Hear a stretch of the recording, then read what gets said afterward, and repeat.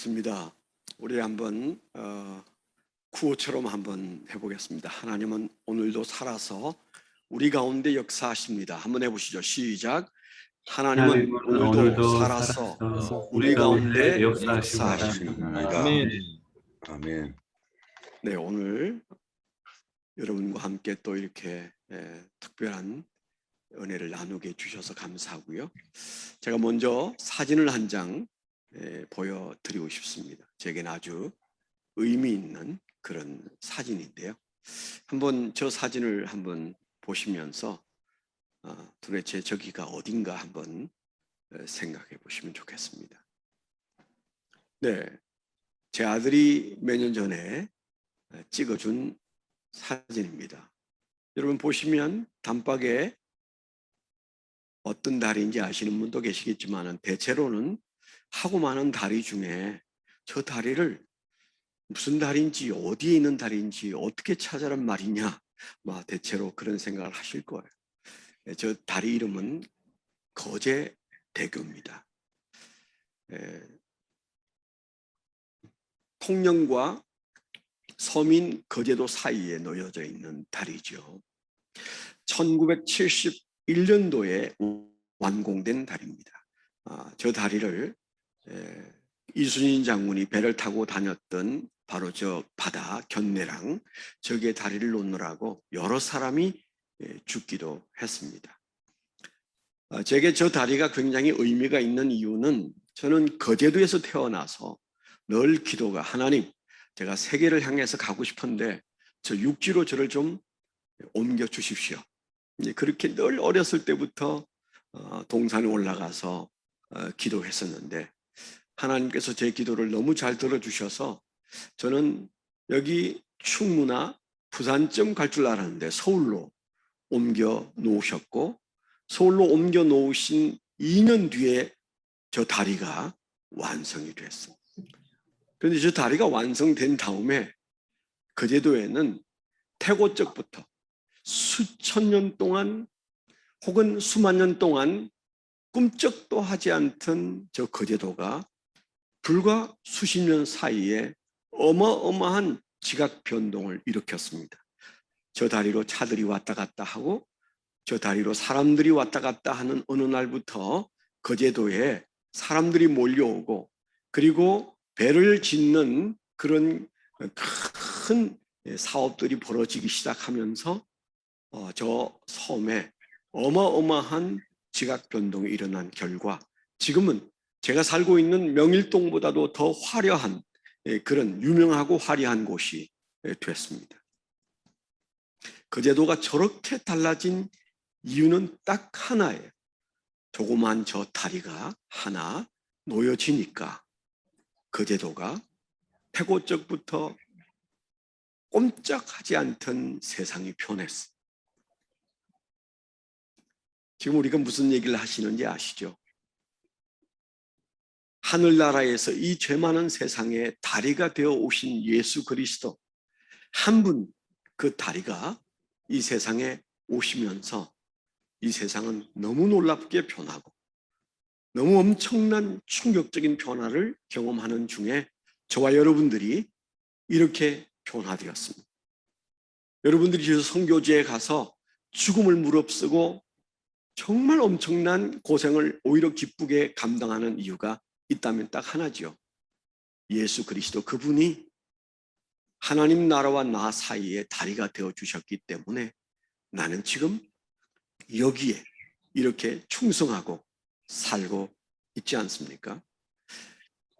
저에게 어느 날 멘토링에 관한 설교를 좀 한번 해주시면 좋겠다, 그런 말씀을 듣고 제가 고민하다가 그렇게 하겠노라고 말씀을 드렸는데, 제가 평생을 연구하고 또 적용했던 멘토링을 어떻게 한 시간에 얘기를 다 할 수 있겠습니까? 신학교에서 저는 한 학기 동안 멘토링을 가르쳐 왔었는데요. 오늘은 그냥 여러분과 소통하는 첫 시간으로 멘토링과 관련된 제가 가장 하고 싶은 상징적인 얘기를 설교 말씀으로 나누고 싶은 겁니다. 멘토링은 몇 가지 의미 있는 말로 대신할 수 있는데 그중에 첫 번째가 브릿지 사역이에요. 브릿지 미니스트리, 다리를 놓는 것이죠. 더 정확히 말하면 다리가 되는 것이죠. 누구처럼? 예수 그리스도처럼. 저는 그런 측면에서 선교사보다도 더 적합한 적용 대상이 없다, 그렇게 생각을 합니다. 목회자가 다 브릿지고 성도가 다 브릿지지만은, 그러나 선교사는 가장 실제적인 브릿지의 삶을 살고 있는 분이시니까 너무 잘 알고 있는 얘기면서도, 그리고 우리가 소홀히 하는 용어일 수도 있어요. 이 멘토링이라는 용어가 브릿지 미니스트리라는 말도 있지만은 또 매핑 미니스트리라 그렇게도 말해요. 매핑 미니스트리. 여러분 라이프 매핑이라는 말 들어보신 분 계시죠? 삶의 지도를 그 머릿속에 먼저 그려주는 것이 얼마나 한 인생의 삶을 직선으로 가게 하고 정확하게 목적지에 도달하게 할 수 있는가. 지도를 그려주는 역할 어마어마하게 중요한데 여러분이 그거 하고 계시잖아요. 대체로 별 의식 없이 그 일을 하다 보니까 효과가 별반 없어서 그렇지. 그래서 멘토링은 매핑 미니스트리라 그렇게도 우리가 말합니다. 또 다른 의미로 멘토링을 카피 미니스트리라 그렇게 말해요. 바울 사도도 나를 본받으라 그렇게 말하지 않았겠어요? 그리고 하신 말씀이 뭐라고 그랬어요? 내가 너희에게 본을 보인 것처럼 너희도 누군가의 본이 되라. 너가 본을 보여서 너처럼 된 사람을 내게 보이라. 그렇게 말했잖아요. 이게 카피 미니스트리입니다. 대략 우리가 이런 의미들을 가지고 있는 이 멘토링의 의미 중에 첫 번째 자리에는 브릿지 미니스트리가 있다. 다리를 놓는 사역이다.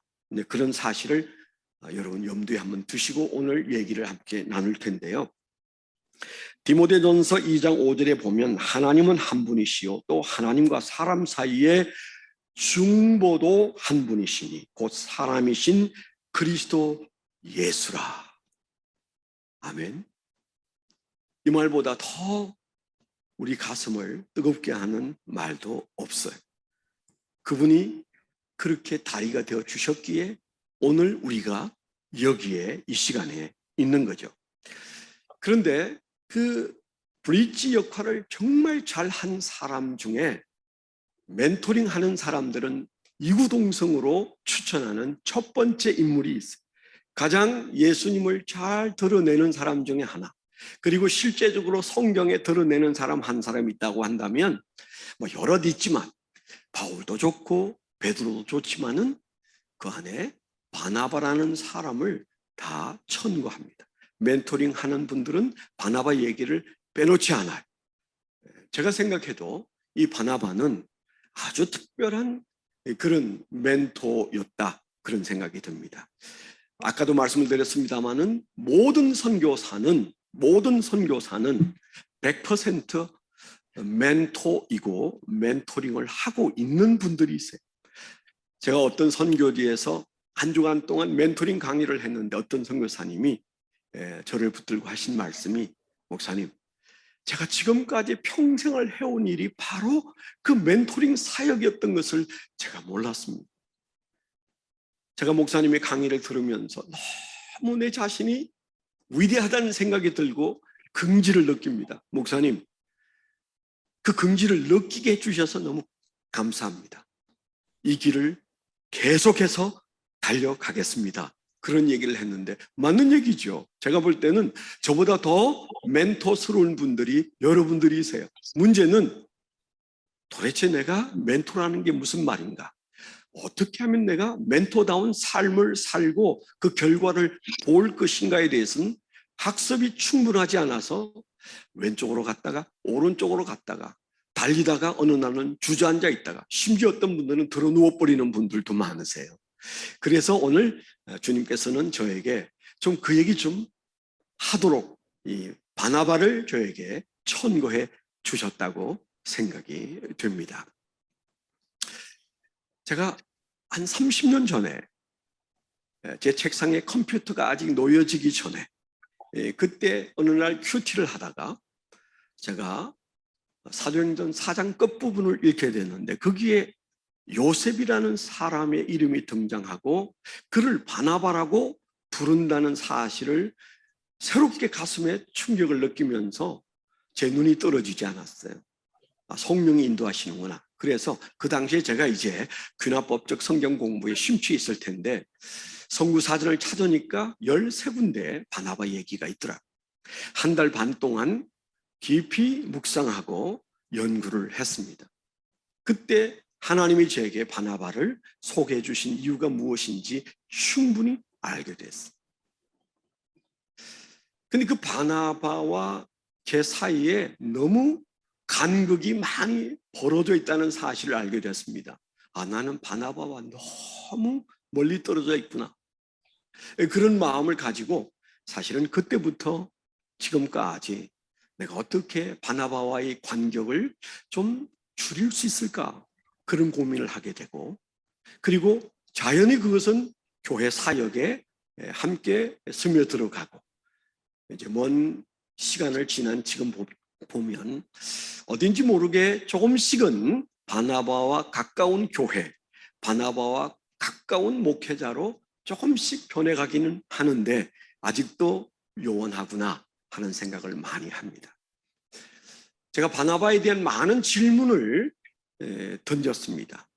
우리 귀납법적 접근을 할 때 질문을 하잖아요. 제가 던진 여러 질문 중에 하나가 아니 바나바를 하나님은 왜 거기에 두셨을까? 그런 질문을 던지게 됐어요. 우리가 잘 아는 대로 예루살렘과 유대와 사마리아와 땅끝까지 이르러 내 정인이 될 것이다. 그렇게 말씀하셨는데 사도들에 의해서 예루살렘에서부터 시작된 성령 운동이 유대와 사마리아까지 갔을 때 그 다음이 뭐예요? 이제 이방 세계를 향한 교두보인 안디옥에 누가 갈 거냐라고 하는 문제가 틀림없이 있었을 겁니다. 우리가 아는 대로 거기는 베드로가 가지 않았습니다. 요한이 가지 않았습니다. 그게 뜻밖에도 12사도가 아닌 바나바가 갔어요. 그리고 그 안디옥에 교회를 세우고 거기에 바울 사도를 초청해서 두 사람이 사역을 하다가 또 다른 세계로 선교를 떠나는 것을 우리가 잘 보지 않습니까? 제 질문이 그때 당시에 왜 베드로가 아니고 바나바일까요? 그런 질문을 제가 정말 많이 성경에 묻고 성령님께 물었어요. 시원한 대답은 없었지만 어느 날 제 마음속에 해답처럼 다가온 성경 구절이 있었는데 그게 바로 사도행전 11장 24절 말씀. 조금 전에 우리가 읽었던 바나바는 착한 사람이요 성령과 믿음이 충만한 자라 이에 큰 무리가 죽게 더하더라 라고 하는 이 24절에서 제게 어마어마한 깨달음을 주신 시간이 있었어요. 이건가 보다. 이거 같아. 맞아, 이거야. 그런 마음이 점점 피어오르는데요. 지금까지도 그 확신은 사라지지 않았습니다.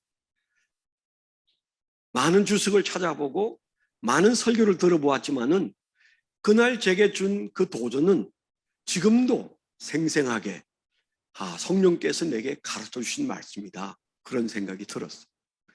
여기 보면 중요한 세 단어가 나와요. 착한 사람, 충만한 사람, 그 다음에 바나바. 헬라어로 말하면 아가도스, 플레레스, 바나바스 이렇게 세 단어입니다. 근데 이 세 단어는 별명이에요. 바나바에게 주어진 별명입니다. 잘 보시면 착하다가 아니고 착한 자 그렇게 말했잖아요. 충만한 자 그렇게 말했잖아요. 바나바스는 뭡니까? 격려자 그런 말입니다. 하나님께서 이방 세계에 교두보 역할을 하는 안디옥에 왜 하필 그를 보냈을까? 이유는 잘 알 수 없지만 제게 주신 감동은 그가 착하기 때문이고 그가 충만했기 때문이고 그가 격려적인 사람으로 준비되었기 때문에 하나님은 기꺼이 그를 들어서셨고 역사의 새로운 장을 열게 된 것이 사실이다. 그런 것이죠. 저는 이것을 브릿지란 표현으로 말씀을 드리고 싶은 거예요. 브릿지. 예수님이 브릿지인 것처럼 바나바가 브릿지의 역할을 잘 했는데 세 가지 별명과 함께 세 가지 영역의 브릿지 역할을 완벽하게 소화해낸 사람이다. 선교사는, 목사는 브릿지라면, 우리가 멘토라면 우리는 그 브릿지 사역을 잘 감당해야 되는데 세 가지 영역은 무엇인가? 첫째는 교회와 세상 사이에 다리를 놓는 사람이요, 다리인 사람이죠. 여러분들은 정말 선교사란 그 말 자체대로 땅끝까지 가서 교회와 세상 사이에 척하고 다리를 걸친 분들이잖아요. 그런가 하면 두 번째 플레레스란 말은 무슨 뜻인가 하면 하늘나라와 교회 사이에 사닥다리처럼 놓여있는 브릿지입니다. 신령한 브릿지. 성령과 믿음이 충만할 때 일어나는 놀라운 역사는 하늘과 교회 사이에 다리가 놓여진다는 사실이죠. 그거 없이 아무것도 안 되죠. 세 번째는 뭘까요? 세 번째는 성도와 성도 사이에, 하나님의 사람들 사이에, 사람 사이에 놓는 브릿지입니다. 그게 뭡니까? 격려자, 바나바스. 세상과의 브릿지, 하늘나라와의 브릿지, 그리고 교회 안에 있는 거룩한 공동체 안에서의 브릿지, 이 세 가지 브릿지만 보다 더 균형을 갖춘다면 저와 여러분의 사역은 틀림없이 만족한 사역으로 나아가게 될 것입니다. 도대체 성공한 사역이 무엇일까요? 바나바 정도면 충분히 성공한 사람 아닌가요? 그런데 성경은 그를 안디옥에 보내시면서 그는 착한 사람이요, 충만한 사람이요, 그리고 격려자였다. 그렇게 기록하고 있습니다. 오늘 주님께서 저와 여러분들에게 주시는 도전은 과연 브릿지 사역을 이 세 가지 영역에서 우리가 어느 정도 잘 소화해내고 그리고 아주 뚜렷한 의식을 가지고 살고 있는가? 그걸 우리에게 오늘 물으시고 도전하시는 시간이다. 그렇게 믿어집니다. 그러면 조금 깊이 들어가서 그럼 도대체 멘토인 선교사는 어떤 브릿지여야 되느냐에 있어서 세 가지. 첫 번째는 아가도스 브릿지여야 된다. 멘토는 아가도스 해야 된다. 다른 말로 착해야 된다. 이 말씀. 오늘 분명히 그는 착한 사람이에요. 우리가 착하다는 말을 사용할 때 가장 먼저 떠오르는 생각이 뭡니까? 예수님은 아름다운 게 선하시다, 착하다. 우리가 그렇게 말하잖아요. 그런데 여러분 어느 정도 이 말을 의미 있게 받아들이고 중요하게 여기십니까? 나는 착한가? 나는 아가도스한가? 라는 질문 앞에 여러분 얼마나 고민해 보셨는지. 너무너무 중요한 주제인데, 너무너무 중요한 성품이고 사역인데 이 착한 사역에 우리가 열정을 보이지 못하면 일어나는 현상이 뭐겠습니까? 세상과 교회 사이에 다리를 놓지 못하는 것이죠. 저는 수십 년 동안 한 교회에서 목회하면서 뚜렷하게 깨달은 바가 있어요. 그것은 선교는 설교를 잘해서, 전도는 설교를 잘해서 되는 게 아니에요. 교회는 부흥시킵니다. 설교 잘하는 목사님이 있는 교회는 틀림없이 교인들이 바글바글 하죠. 전도했을까요? 세상이 교회로 들어오려면 우리가 그럴싸한 말로 브릿지를 잘하고 사역일을 잘하고 우리가 그래서 누군가를 교회 데려올 수는 있지만 6개월 유지할 수 있을까요? 불가능합니다. 한국 교회가 지금 교인을 데려와서 등록하고 그 교인이 그 교회에 정착하는 확률이 얼마인지 아시죠? 몇 년 전에 우리가 통계를 냈을 때 17%였어요. 몇 년 전 그때 저희 교회 새신자 정착률이 약 80%였어요. 엄청난 차이가 있었죠. 뭐 지금은 좀 다를 수 있습니다만은 그때 그랬었습니다. 그 차이가 무엇일까? 많은 생각을 하게 해요. 선교지에 나가 계신 여러분들이 선교하는 데 있어서 일단 이방인들을 만나고 복음을 모르는 사람들을 만나서 그들과 교회와 연결짓고 그들과 하나님 나라와 연결짓는 첫 번째 브릿지는 착해야 된다는 사실을 염두에 두셔야 해요. 우리가 잘 아는 바나바는 그 말 그대로 착한 사람이었어요. 오늘날 한국 교회의 심각한 문제가 뭐냐? 그러면 우리가 여튼 뭐 밤새 말해도 끝이 없습니다만은 그러나 오늘 본문의 근거에서 여러분들에게 도전하고 싶습니다. 한국 교회에 지금 당면한 가장 심각한 문제 중에 하나는 한국 교회와 목사님들과 성도들이 세상 사람들이 볼 때 아가도스하지 않다는 문제입니다. 물론 우리가 항변할 수 있어요. 왜 우리가 착하지 않은데요? 우리가 얼마나 착하려고 애를 쓰고 착한 일을 많이 하는데요?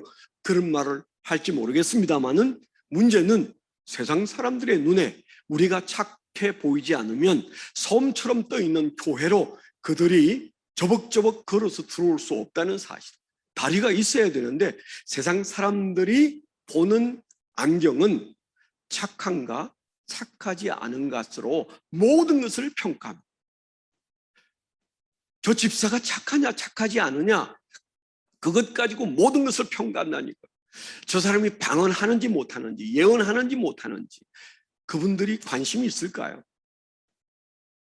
세상 사람들의 관심은 아주 단세포적이어서 착하냐 착하지 않은 것으로 예수 닮았는지 여부를 평가합니다. 그렇다면 전도도 당연히 첫 번째는 그들의 눈에 비치는 아가도스로 접근할 수밖에 없습니다. 저는 한국 선교사 여러분들이 곳곳에서 아가도스 하려고 애를 쓰시는 것 인정합니다.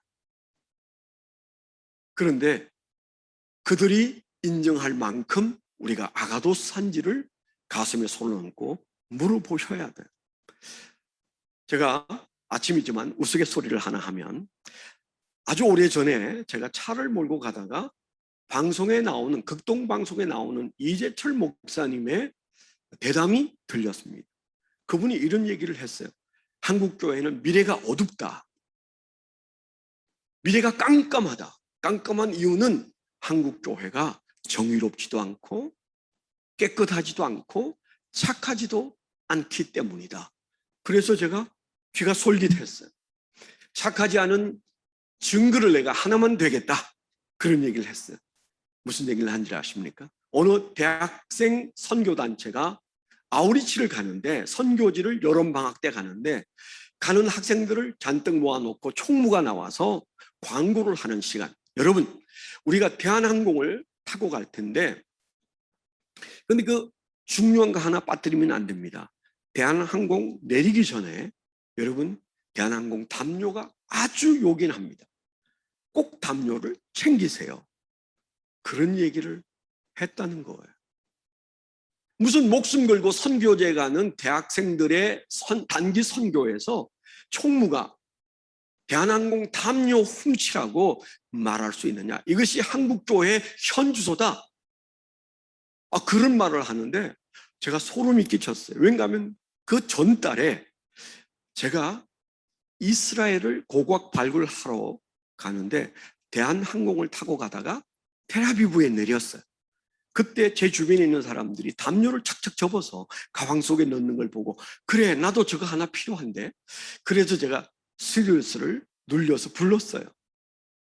내가 한 달 동안 여기 이스라엘이 좀 있어야 되는데 저 담요가 꼭 필요한데 저 한 장만 주세요. 그랬거든요. 그랬더니 스튜디오스가 눈이 동그래지면서 선생님 그걸 저한테 달라고 하면 못 드리지요. 그러면서 돌아서 가는데 아차, 그냥 집어넣을 걸 내가 물어서 못 가져가는구나, 그런 마음이 들었어요. 괜히 물어가지고 그런 마음이 들었는데, 제가 공항에 내려서 어떤 선교사님 라이드를 받고 그분 집에 들어갔는데, 문을 열고 딱 들어가자마자 바닥에 대한항공 담요가 펴져 있었어요. 제 속으로 저분은 가져왔구나, 그런 생각이 들었어요. 그 한 달 전에 큰일 날 뻔한 일이 있었다는 사실을 제가 깨닫고, 그 다음 주 토요일 날 필리핀으로 의료 선교를 떠나는 선교팀들이 다 모여 있을 때 제가 그분들에게 얘기했어요. 여러분, 제가 하나 부탁합니다. 여러분, 우리가 필리핀 에어라인을 타고 마닐라에 내려서 그 다음에 민다나오로 갈 건데, 여러분 그 안에 있는 담요 절대 훔치면 안 됩니다. 제가 그렇게 얘기했거든요. 그러면서 이재철 목사님의 얘기를 해주었어요. 그 다음에 저희가 이제 의료 선교를 떠나서 마닐라에서 내려서 이제 국내기를 타기 위해서 한 4시간 정도 그 에어컨 때문에 추운 시멘트 바닥에 우리가 한 20여 명이 모여 있었는데, 그때 한 교인이 경직이 왔어요. 몸에 이렇게 반응이 안 좋은 상황이 되어서 갑자기 막 저희가 야단을 치고, 제가 가까이 가서 보니까 바닥에 누워야 될 것 같아서, 야, 여기 뭐 좀 밑에 깔고 싶은데 깔 게 뭐 없을까요? 내가 그랬더니 바로 옆에 있던 우리 전도사님 한 분이, 목사님 있습니다, 그러면서 배낭을 탁 열었는데 거기서 필리핀 항공 담요가 탁 나왔어요. 뭐 했다는 거예요? 그 사이에 필리핀 항공 담요를 배낭에 집어넣었던 거예요. 제가 놀라가지고 이거 어디서 난 거야? 알고 보니까 제가 오리엔테이션 할 때 그때 그 전도사님은 그 자리에 없었어요. 그래서 잽싸게 담요 한 장을 집어넣은 거죠. 물론 제가 우스갯소리지만 여러분, 이재철 목사님이 했던 얘기, 한국 교회가 제 표현대로 말한다면 아가도스 하지 않기 때문에 선교가 어렵다고 말하고 전도가 어렵다고 말하고 미래가 깜깜하다고 말했던 말은 그냥 지나칠 수 없는 말입니다. 베드로전서 2장 12절에 뭐라고 말했습니까? 너희가 이방인 중에서 행실을 선하게 가져 너희를 악행한다고 비방하는 자들로 하여금 너희 선한 일을 보고 권고하시는 날에 하나님께 영광을 돌리게 하려 함이라, 그렇게 말씀하셨습니다. 아가도스에 관한 얘기를 좀 많이 하고 싶지만 시간이 그렇게 많지 못합니다. 저희 교회가 어느 날 조금 어려운 일을 겪게 됐어요. 개척한 지 3년 되었을 때 저희 교회가 위치한 그 빌딩에 명성교회가 잠시 이사를 오게 됐어요. 교회를 지은 지 3년 반밖에 안 됐는데 교회가 차고 넘치니까 잠시 저희가 있는 빌딩에 와서 거기에 함께 있게 됐어요. 마음이 조금은 불편했어요. 저 큰 교회가, 저 수만 명 되는 교회가 이제 5층, 4층, 3층, 2층 그리고 지하까지 다 쓰면 4층에 있는 우리 교회는 눌려서 죽겠구나, 그런 생각이 들었어요. 근데 오늘날 새벽에 기도하는데 하나님께서 저에게 너무 또렷하게 하신 말씀이 있어요. 명성교회 건축을 위해서 기도해라. 제 성정으로, 용서하십시오, 30대 중반의 제 성정으로 그 잘 나가는 교회를 위해서 내가 기도를 보탤 이유가 있을까? 그런 마음이 들어서 그냥 요즘 말로 쌩 까버렸어요. 하루가 지났습니다. 그날 저녁, 그날이 금요일이었는데 저녁에 금요 기도회를 한 15명 정도가 모여서 하다가 맨 마지막에 이제 우리가 제목을 주고 기도하는 끄트머리에서 문득 장난기가 통했어요. 오늘 새벽에 하나님께서 내게 명성교회 건축을 위해서 기도하라고 했습니다. 그 다음 할 말은 그게 말이 돼요? 그렇게 농담하려고 했는데 꼭 말이 돼요 하기 직전에 오른쪽 뒤에 있는 어떤 사람이 박수를 쳤어요.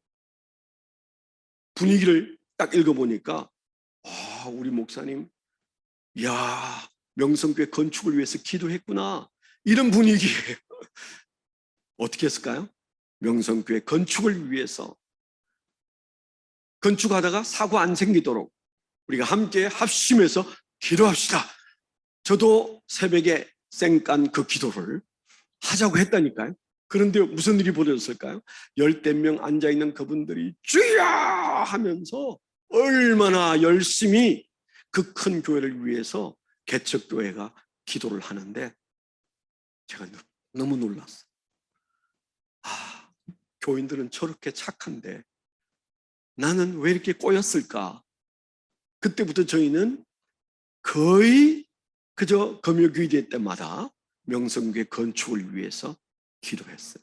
1년 반 같이 있다가 그 교회가 이제 입당을 해서 떠나갔습니다. 저희가 좀 공간을 넓힌 다음에 여의도 순복음교회가 찾아 들어왔어요. 3만 5천 명. 동부성전이 찾아왔어요. 근데 관리소장이 저한테 연락이 왔어요. 목사님 잠깐 보자고요. 왜요? 그랬더니 명성교회 때문에 1년 반 고생하셨는데 목사님 이번에는 세계에서 제일 큰 교회가 옵니다. 무슨 얘기예요? 그랬더니 여의도 순복음교회 동부성전이 강동성전과 송파성전이 합쳐서 3만 5천 명이 돼서 온다는 거예요. 거기 책임 장로가 아름다운 교회 얘기 좀 해달라고. 지금 나가시면 이사 비용을 드릴 수 있다고. 그런 얘기를 했다는 거예요. 그 말을 듣고 나오는데 어떤 기분인지 아세요? 그 관리소장은 양상 통도사에서 오랫동안 있었던 과거 선임이었어요. 속세를 읽기 위해서 나왔다는 분이 관리소장을 하고 있었는데 여의도 순복음교회가 그분에게 부탁해서 제게 다리를 놓은 거예요. 브릿지가 된 거예요. 나오면서 무슨 생각이 들었을까요? 야, 우리 하나님 정말 이상하셔. 아니 그냥 말씀하시면 될 일을 왜 중한테 중재를 하게 하지? 그러면서 아주 툴툴거리면서 와서 교인들한테 얘기하니까 이 착한 교인들이 목사님 우리도 건축하면 되잖아요. 돈이 있어야 하죠. 그랬더니 지금은 장로이십니다만 그때 집사 한 분이 목사님 교회 건축을 돈으로 합니까? 믿음으로 하지? 저한테 면박을 주었어요. 제가 늘 하던 얘기인데 상황이 닥치니까 제가 돈 얘기하고 그분은 믿음으로 말하더라. 그래서 그렇죠. 그랬더니 그때 이제 우리가 함께 기도하고 하나님의 은혜로 불과 8개월 여의도 순복음교회와 함께 있은 후에 우리가 건물을 사서 이사를 갔는데 바로 명성교회 코앞으로 이사를 가게 됐어요. 지하 1층, 지상 4층짜리 건물을 그때는 샀었습니다. 웬 은혜입니까? 얼마나 감사해요. 제가 눈물로 새벽마다 기도하는 어느 날 주님 우리 교회는 개척한 지 5년밖에 안 됐는데 이런 좋은 건물을 주시다니요. 돈도 없는데 하나님께서 이런 건물을 주셔서 감사합니다. 그렇게 했더니 착한 자들에 대한 보상이다. 그런 마음을 주시더라고요. 또렷한 착한 자들에 대한 보상이다. 뭘 착한 일을 했지? 아무리 생각해도 생각이 안 나는데 그때 생각나는 게 명성교회 건축을 위해서 우리가 1년 반 기도했지? 그런 마음이 들더라고요. 그때부터 지금까지 저는 할 수 있는 한 보상받는 착한 삶을 살려고 애를 쓰고는 있습니다. 여러분, 아가도스가 첫 자리입니다. 바나바가 우리에게 주는 교훈 첫 번째는 아가도스 한가 오늘 묻고 있습니다. 이제 여러분 선교지로 돌아가시면 제일 먼저 점검하십시오. 나는 바나바처럼 아가도스한 브릿지인지 멘토는 마땅히 아가도스해야만 된다는 사실을 염두에 두시기를 축원합니다. 시간이 많지 않았어요. 이제 짧게 두 가지를 더 말씀을 드리도록 하겠습니다. 두 번째는 멘토 선교사는 플레레스 브릿지다. 플레레스 해야 된다. 오늘 본문에 뭐라고 그랬어요? 성령과 믿음이 충만한 자 바나바. 별명처럼 그렇게 사용했어요. 그는 충만한 선교사야. 성령 충만한 선교사, 믿음 충만한 선교사야. 여러분 그런 말씀을 듣고 사십니까? 충만하지 않은 목사 선교사에게 일어나는 특징이 하나 있어요. 아무런 간증거리가 일어나지 않는다는 사실. 저는 목회하면서 간증은 정말 중요하다 그런 생각을 했고, 제가 하와이 코나에서 DTS를 하면서 로렌 커닝햄과 수많은 믿음의 대가들을 만나면서 제가 깨달은 것이, 야, 충만하면 기적이 일어나는구나. 이 단순한 것을 그때 깊이 깨달았어요. 여러분, 우리가 다 기적을 사모합니다. 하나님의 역사를 간증하고 싶습니다. 그런데 왜 하나님의 역사가 일어나지 않을까요? 충만하지 않을 때는 하나님은 역사하지 않았습니다. 플레레스 하지 않으면, 플레레스가 어떤 브릿지라고 그랬어요? 하늘과 교회 사이에 놓여있는 브릿지예요. 세상과도 다리가 되어야 되지만 하나님과 교회 사이에 브릿지가 돼야 돼요. 지도자는 마땅히 내가 하나님과 있다는 것을 보여주어야 합니다. 그것처럼 중요한 게 없고, 그게 되면 그 다음은 말로 설명할 필요가 없는 것처럼 일이 풀리고 분위기가 생기고 하더라고요. 플레레스 했습니다. 바나바는 성령과 믿음이 충만했습니다. 저와 여러분들에게 주어져 있는 이 사역이 변화를 기대한다면, 변화는 충만하지 않으면 절대 일어나지 않습니다. 아니요, 반대로 우리가 충만하지 않을 때 변질이 온다는 사실을 잘 아시잖아요. 우리는 항상 변화와 변질 사이에 왔다 갔다 합니다. 놓여 있습니다. 온도가 내려가면 변질하고, 온도가 올라가 임계점에 도달하면 변화가 일어나는 것 잘 알잖아요. 믿음도 똑같은 세상입니다. 뭐가 그렇게 복잡해요? 복잡하지 않아요. 사도행전 4장에도 뭐예요? 사도행전 2장에 있었던 성령 충만한 역사를 경험한 그들이 다시 곤고해졌을 때 사도행전 4장에 뭐라고 그랬어요? 빌기를 다하매, 빌기를 다하매. 그들의 기도가 채워졌을 때, 그들의 온도가 임계점에 도달했을 때 상상할 수 없는 성령의 역사가 나타났던 사실을 우리가 너무 잘 알자. 계시록 3장에도 예수님이 뭐라고 라오디게아 교회에게 말했어요? 너희는 적당하다고 말하는데 나는 제일 힘든 게 적당한 거야. 차라리 차가우면 내가 외면이라도 할 텐데 뜨거워야 돼. 그렇게 말씀하셨잖아. 우리는 종종 적당한 것을 좋아합니다. 주님은 적당한 것을 못 견디는 체질이에요. 우리가 이 둘 사이에 왔다 갔다 하면 변화는커녕 변질로 내려가게 돼 있어요. 적당한 신앙 온도는 변질입니다. 충만해야 돼요. 우리가 전도를 하는데 제가 겪어보니까 가장 강력한 전도는 와보라 전도더라. 와보라 전도. 성경에는 나와 있잖아요. 요한복음 1장 39절 보면 예수께서 가라사대 와보라. 주님께서 일단 와봐. 그렇게 말씀하셨어요. 나다나엘이 가로되 나사렛에서 무슨 선한 것이 나올 수 있겠느냐. 그때 빌립이 가로되 와서 와보라. 그렇게 말해요. 예수님이 와보라 말씀하신 그대로 빌립이 나다나엘에게 와보라. 그랬을 때 거기에서 예수의 제자가 되는 역사가 일어났어요. 여러분에게 예수 제자가 그저 주렁주렁 잘 매달려 있습니까? 아니면 여러분 황야에 서 계십니까? 이유가 많겠지만은 오늘 주님은 우리에게 도전하십니다. 너가 충만하면 하늘의 기적이 너희 교회와 너희 사역지에 나타날 텐데, 그렇다면 다른 얘기 할 필요가 없다. 오늘 주님께서 우리에게 주시는 도전이잖아요. 와 보라. 이것보다 강력한 전도는 없어요.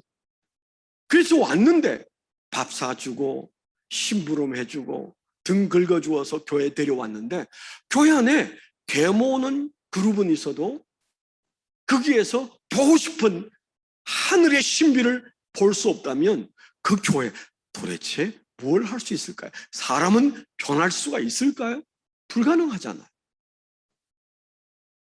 와 보라가 되려면 일단 와 보세요. 여기에서 하늘의 신비를 경험해 보세요. 그렇게 말하려면 우리가 뭐 해야 돼요? 브릿지가 돼야 합니다. 멘토는 충만해야 사람을 변화시킬 수 있어요. 우리가 모든 교육이 그렇지만 멘토링은 사람을 세워서 나와 같은 사람을 만들고 나보다 나은 사람을 만들려고 할 때 아주 중요한 단어 하나가 뭐예요? 변화입니다. 변화. 여러분 고민하지 않으세요? 왜 내 주변의 사람들은 변하지 않는가? 이유는 내 신앙의 온도에 있다는 사실을 기억하게 되기를 축원합니다. 세 번째 제가 말씀드리고 싶은 멘토 선교사가 기억해야 할 브릿지는 바나바스 브릿지입니다. 바나바 브릿지. 오늘 24절에 분명히 이 세 단어가 나왔죠. 바나바는 그의 본명이 아닌 것 아시죠? 그의 이름은 요셉이었어. 그런데 우리가 요셉은 기억조차 안 합니다. 그의 별명을 우리가 아주 잘 사용하고 있어요. 그 바나바스라는 말이 사도행전 4장에 어떻게 생겼어요? 그의 밭을 팔아 사도들의 발 앞에 내려놓을 뿐만 아니라 그가 하는 모든 일들이 사도들에게 어마어마한 위로가 되었어요. 어마어마한 격려가 되었어요. 그래서 위로의 아들이다 라는 의미로 바나바스라는 별명을 붙여주었다. 이렇게 되어 있잖아요. 얼마나 멋있습니까? 바나바는 정말 사도들에게 그리고 그 교회에 격려적이었다. 똑같이 밭을 팔아서 헌금을 했지만 아나니아와 삽비라는 사도들의 걱정거리고 짐이었어. 그래서 그는 일찍이 하나님이 그냥 데려가 버렸어.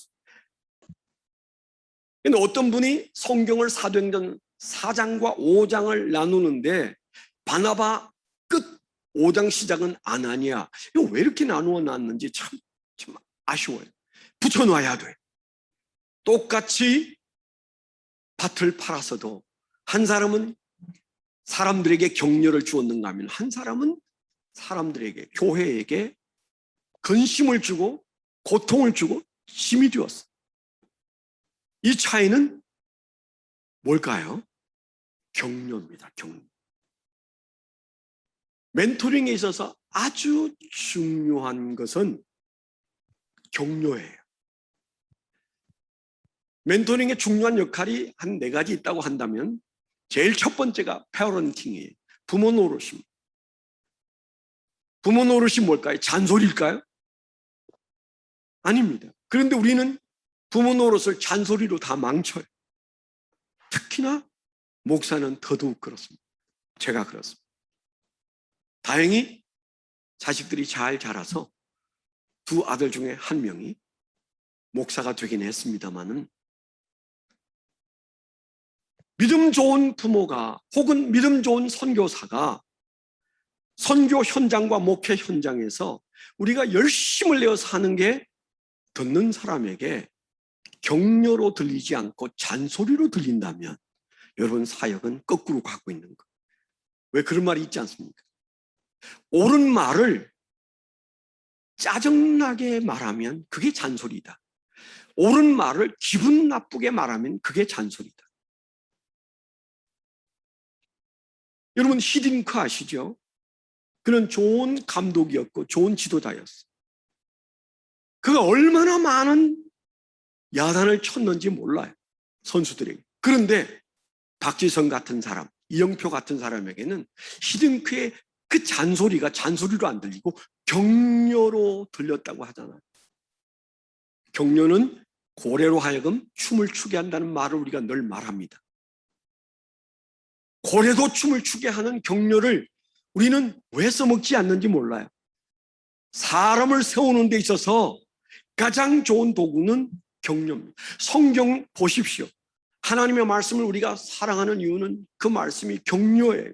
근데 그 격려가 축복의 말씀만 있는 게 아니에요. 대부분의 말씀은 하라, 하지 말라는 어떻게 보면 잔소리예요. 하나님의 잔소리. 그래서 하나님을 모르는 사람은 이 성경처럼 졸리는 게 없고 이 성경처럼 기분 나쁜 책이 없어요. 왜냐하면 그게 잔소리로 들리니까. 그런데 우리가 이 성경 말씀을 눈 뜨자마자 들여다보고 기뻐하고 눈물 흘리는 이유는 이 성경 말씀이 뭐예요? 우리에게 하나님의 야단치는 말씀이 눈물 나도록 그 말씀이 격려가 되기 때문이죠. 이걸 우리가 멘토링이라고 말합니다. 바나바는 주변의 모든 사람들에게 격려가 되었을 뿐만 아니고 특별히 사도 바울에게는 엄청난 격려가 되었어요. 그가 시리에 차서 다소의 고향에 가서 집구하고 있을 때 안디옥에 온 바나바가 그 다소까지 가서 그를 설득하여 선교지에 데려와서 그와 함께 사역했다는 얘기가 오늘 말씀에 있지 않았습니까? 그 결과 어떤 일이 벌어졌다고 그랬어요. 만남에 안디옥에 데리고 와서 둘이 교회에 1년간 모여있어 큰 무리를 가르쳤고 제자들이 안디옥에서 비로소 그리스도인이라 일컬음을 받게 되었더라. 또 다른 별명이 나오네요.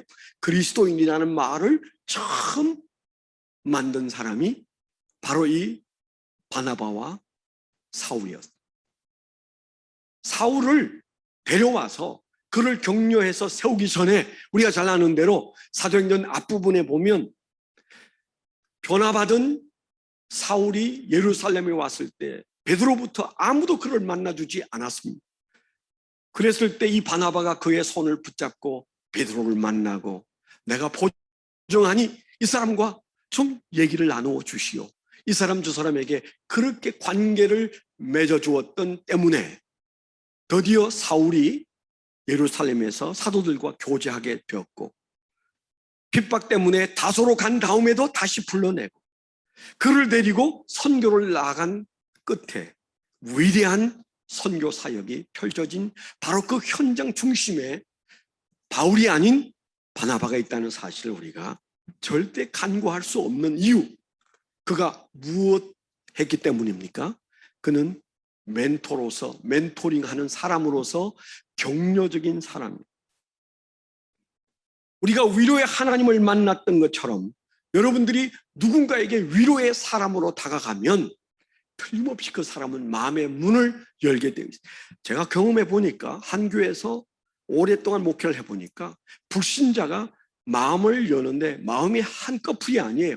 7커플이 7개의 문을 열어야 사람의 마음이 문이 열려요. 아마 선교지는 그게 14개의 문을 열어야 될지 몰라요.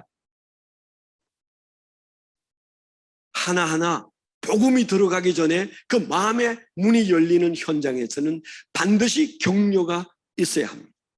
제가 이제 간단하게 예를 하나 들면 이게 멘토링이 뭐다 하는 것을 단박에 여러분 깨달을 수 있어요.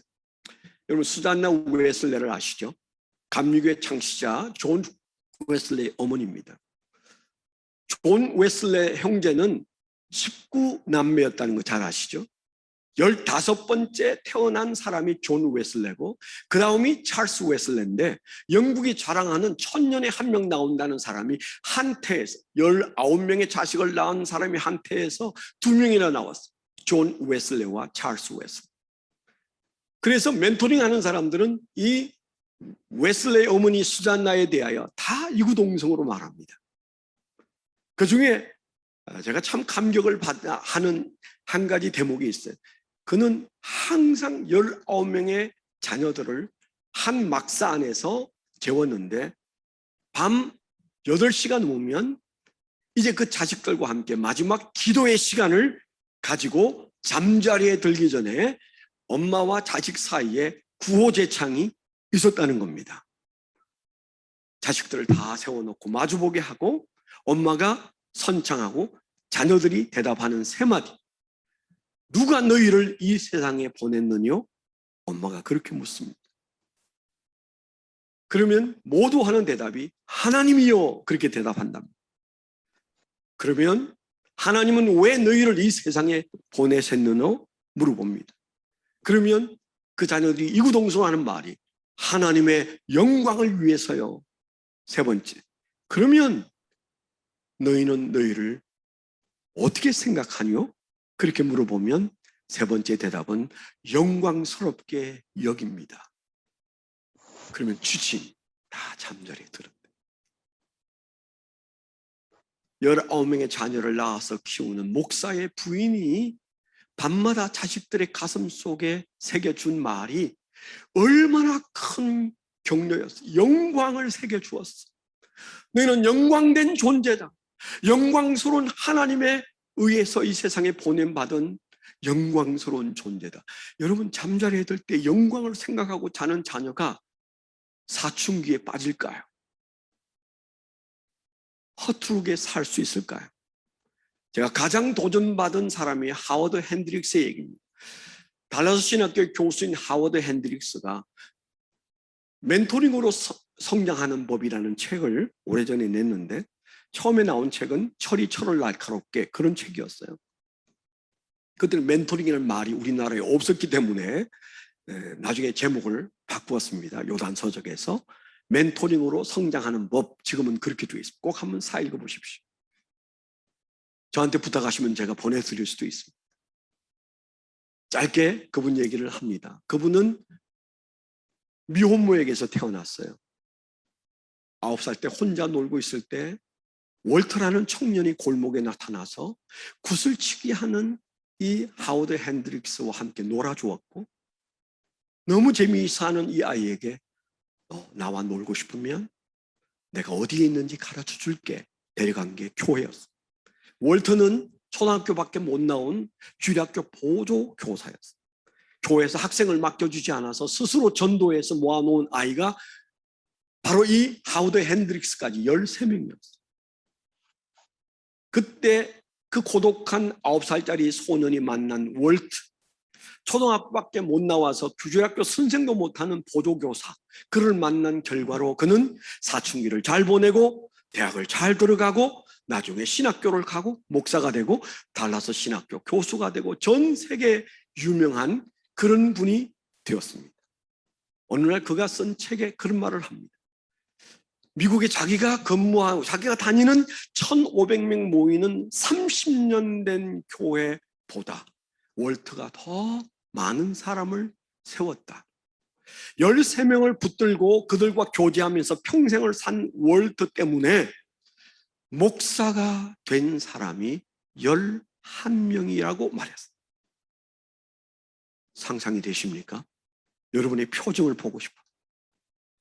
13명을 함께 했는데 그 중에 11명이 그것도 미국 사회에서 목사가 돼요. 근데 그가 하워드 핸드릭스가 나가고 있는 30년 된 1,500명 모이는 교회는 그때까지 30년 동안 한 명도 목사를 배출하지 못했대요. 이 차이가 무슨 차이일까요? 멘토링의 차이입니다. 초등학교밖에 못 나온 무식한 월터가 그 아이 13을 만나주고 말씀으로 그들과 교제하고 그들을 격려했을 때 그들은 쑥쑥 자라고 바로 자라고 가야 할 길을 보게 되고 진리가 무엇인지를 아니까 참으로 자유케 되는 삶을 살아 오늘의 결과를 낳은 것이죠.